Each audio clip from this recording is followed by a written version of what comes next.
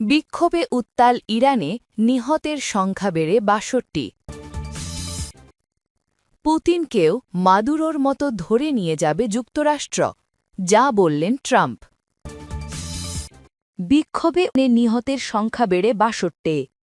দ্রব্যমূল্যের লাগাম ছাড়া ঊর্ধ্বগতি ও অর্থনৈতিক দুরবস্থা নিয়ে অসন্তোষ থেকে ইরান জুড়ে ছড়িয়ে পড়া বিক্ষোভে নিহত ব্যক্তির সংখ্যা বেড়ে ৬২ হয়েছে। মানবাধিকার সংগঠনগুলো বলেছে তাদের মধ্যে অন্তত ৪৮ জন বিক্ষোভকারী ও ১৪ জন নিরাপত্তা বাহিনীর সদস্য।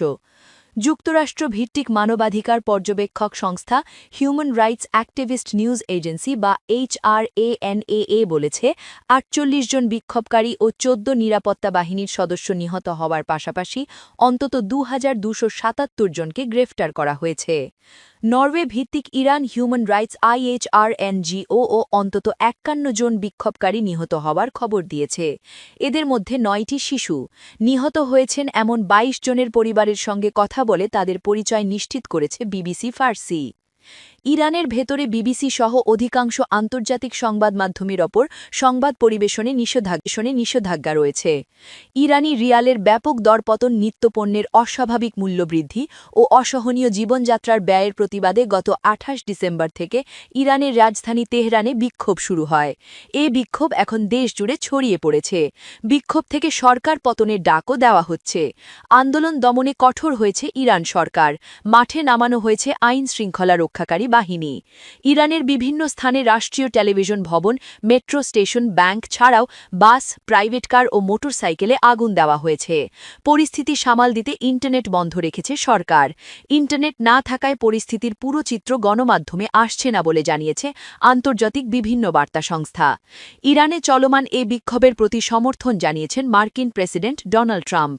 গত সপ্তাহে লাতিন আমেরিকার দেশ ভেনেজুয়েলায় হামলা চালিয়ে প্রেসিডেন্ট নিকোলা মাদুরোকে তুলে নেওয়ার পর এবার ইরানে হামলা চালানোর হুমকি দিয়েছেন তিনি। এদিকে বিক্ষোভকারীরা ট্রাম্পের পক্ষে কাজ করছেন বলে অভিযোগ করেছেন ইরানের সর্বোচ্চ নেতা আয়াতুল্লাহ খামেনি। সরকারের পক্ষেও বিভিন্ন স্থানে সমাবেশ হয়েছে। বিভিন্ন মানবাধিকার সংস্থার দেওয়া তথ্য অনুযায়ী গতকাল শুক্রবার বিক্ষোভের ১৩তম দিনে ইরানের ৩১টি প্রদেশের সবকটিতে মানুষ সড়কে নেমে বিক্ষোভ প্রদর্শন করেছেন। রাজধানী সহ শতাধিক শহরের রাস্তায় নেমেছেন আন্দোলনকারীরা। তাদের মধ্যে আছেন শিক্ষার্থী, তরুণী ও নারীরাও। ইরানে ইন্টারনেট বন্ধ থাকায় এবং বিদেশ থেকে ফোন কল না ঢোকায় বিক্ষোভে হতাহত ব্যক্তির তথ্য নিরপেক্ষভাবে যাচাই করা সম্ভব হচ্ছে না।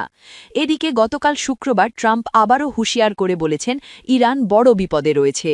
দেশজুড়ে সরকার বিরোধী বিক্ষোভ ছড়িয়ে পড়ার ভিডিও সামনে আসা এবং ক্রমবর্ধমান অস্থিরতা নিয়ন্ত্রণে কর্তৃপক্ষ ইন্টারনেট পরিষেবা বন্ধ করে দেওয়ায় তিনি আবার সামরিক হামলার নির্দেশ দিতে পারেন বলে সতর্ক করেছেন।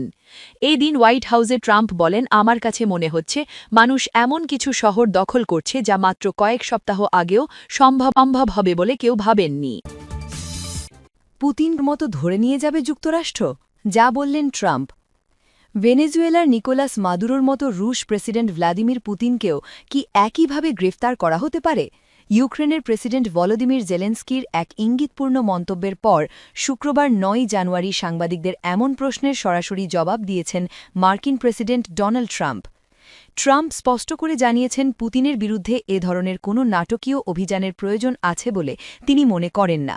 তার মতে পুতিনের সঙ্গে তার সবসময়ই একটি চমৎকার সম্পর্ক ছিল এবং ভবিষ্যতেও থাকবে।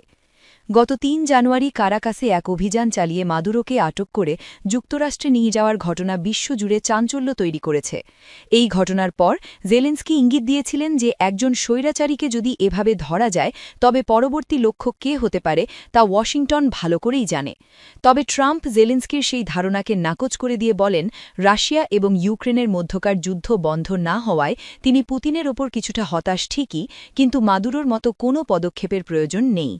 ট্রাম্প দাবি করেন তিনি এর আগে ৮টি যুদ্ধ মিটিয়েছেন এবং ইউক্রেন যুদ্ধটিও খুব দ্রুতই সমাধান হবে বলে তিনি আশা করেছিলেন। ট্রাম্প যুদ্ধের মানবিক বিপর্যয় নিয়ে দুঃখ প্রকাশ করে বলেন, গত মাসেও রাশিয়া হাজার হাজার সৈন্য হারিয়েছে এবং তাদের অর্থনীতিও সংকটের মুখে রয়েছে। তিনি দ্রুত এই সংঘাতের অবসান চান, কারণ প্রতিদিন বহু মানুষ প্রাণ হারাচ্ছে। উল্লেখ্য, পুতিনের বিরুদ্ধে বর্তমানে আন্তর্জাতিক অপরাধ আদালত কর্তৃক যুদ্ধাপরাধের গ্রেফতারি পরোয়ানা জারি রয়েছে, যা দীর্ঘদিনের এই যুদ্ধ বন্ধের কূটনৈতিক প্রচেষ্টাকে আরও জটিল করে তুলেছে। অন্যদিকে ভেনেজুয়েলায় মাদুরোকে আটকের পর দেশটির শাসনভার এখন ভাইস প্রেসিডেন্ট ডেলসি রদ্রিগেজের হাতে। যুক্তরাষ্ট্র মাদুরোর বিরুদ্ধে মাদক পাচারসহ বিভিন্ন গুরুতর অভিযোগ এনেছে। ট্রাম্প জানিয়েছেন মাদুরোর উত্তরসূরিদের সঙ্গে তার প্রশাসন যোগাযোগ রাখছে এবং তারা ওয়াশিংটনের শর্ত অনুযায়ী কাজ করতে আগ্রহী। ভেনেজুয়েলার বিশাল তেল সম্পদকে কাজে লাগিয়ে আমেরিকার অভ্যন্তরীণ বাজারে জ্বালানির দাম কমানোর পরিকল্পনা করছেন ট্রাম্প।